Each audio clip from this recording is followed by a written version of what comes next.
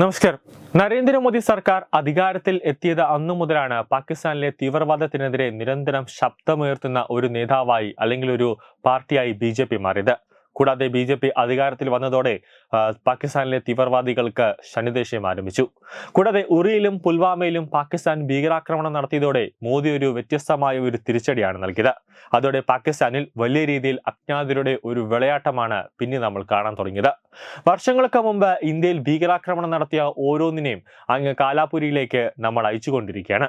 ലഷ്കർ-ഇ തൊയ്ബ സഹസ്ഥാപകനായ അമീർ ഹംസയെ വീട്ടിൽ ദുരൂഹ സാഹചര്യത്തിൽ പരിക്കേറ്റ് ലാഹോറിലെ ആശുപത്രിയിൽ പ്രവേശിപ്പിച്ചതായി ടൈംസ് ഓഫ് ഇന്ത്യ റിപ്പോർട്ട് ചെയ്യുന്നുണ്ട്. അജ്ഞാതർ വീട്ടിൽ കയറിയാണ് വെടിവെച്ചത്. ലഷ്കറിന്റെ പ്രസിദ്ധീകരണങ്ങളുടെ എഡിറ്ററായ 66 വയസ്സുള്ള അദ്ദേഹത്തിന് തന്റെ വസതിയിൽ വെച്ചാണ് ഗുരുതരമായി പരിക്കേറ്റതെന്നും പാകിസ്ഥാന്റെ ഇൻഡോ സർവീസ് ഇന്റലിജൻസ് സംരക്ഷണയിൽ ലാഹോറിലെ ഒരു സൈനിക ആശുപത്രിയിൽ ചികിത്സയിലാണെന്നും ടൈംസ് ഓഫ് ഇന്ത്യ റിപ്പോർട്ട് ചെയ്യുന്നുണ്ട്. പ്രതിസന്ധിയിൽ തളരരുത് എന്നും ശക്തമായി പ്രവർത്തനം തുടരാൻ അംഗങ്ങളോട് അഭ്യർത്ഥിക്കുകയും അതൊരു അപകടം മാത്രമാണെന്നും ലഷ്കറിന്റെ മറ്റ് നേതാക്കൾ ടെലിഗ്രാം ചാനൽ വഴി അറിയിക്കുകയും ചെയ്തിട്ടുണ്ട്. അതേസമയം ലഷ്കർ ഭീകര സംഘടനയിലെ മുതിർന്ന പ്രവർത്തകനും പ്രധാന റിക്രൂട്ടറുമായ അബു സൈഫുള്ളയെ പാകിസ്ഥാനിൽ അജ്ഞാതരായ തോക്കുധാരികൾ വെടിവെച്ച് കൊന്നതിന് മുമ്പ് ദിവസങ്ങൾക്ക് ശേഷമാണ് ഈ സംഭവം നടന്നത്. ലഷ്കർ-ഇ തൊയ്ബയുടെ 17 സ്ഥാപക അംഗങ്ങളിൽ ഒരാളായ ഹംസയ്ക്ക് വീട്ടിലുണ്ടായ ഒരു അപകടത്തിൽ പരിക്കേറ്റതായാണ് ഈ വിഷയവുമായി പരിചയമുള്ള വൃത്തങ്ങൾ സ്ഥിരീകരിച്ചത്. അദ്ദേഹത്തിന് വെടിയേറ്റതായി വിവിധ സോഷ്യൽ മീഡിയ പോസ്റ്റുകൾ അവകാശപ്പെട്ടതായി ഇന്ത്യ ടുഡേ റിപ്പോർട്ട് ചെയ്യുന്നുണ്ട്.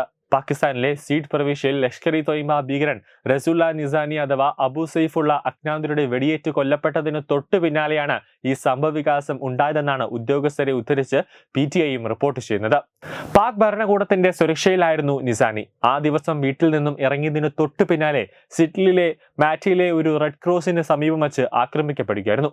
2001 രാംപൂരിലെ CRPF ക്യാമ്പിന് നേരെയുണ്ടായ ആക്രമണം, 2005 ബംഗളൂരിലെ ഇന്ത്യൻ സയൻസ് കോൺഗ്രസിന് നേരെയുണ്ടായ ആക്രമണം, 2006 നാഗ്പൂരിൽ RSS ആസ്ഥാനത്ത് നേരെയുണ്ടായ ആക്രമണം എന്നിവ ഉൾപ്പെടെ ഇന്ത്യയിലെ നിരവധി പ്രധാന ഭീകരാക്രമണങ്ങളിൽ ഇയാൾ പങ്കാളിയായിരുന്നുവെന്നാണ് റിപ്പോർട്ട്. അഫ്ഗാൻ മുജാഹിദിനിലെ ഒരു മുതിർന്ന നേതാവായ അമീർ ഹംസ ലഷ്കർ-ഇ തൊയ്ബയുടെ മുഖ്യ പ്രത്യയശാസ്ത്രജ്ഞനായി പണ്ടേ കണക്കാക്കപ്പെട്ടിരുന്നു. തീവ്ര പ്രാസംഗികൾക്കും എഴുത്തുകാർക്കും പേരുകേട്ട അദ്ദേഹം മുമ്പ് ലഷ്കർ-ഇ തൊയ്ബയുടെ ഔദ്യോഗിക മാസികയുടെ എഡിറ്ററായി സേവനം അനുഷ്ഠിക്കുകയായിരുന്നു.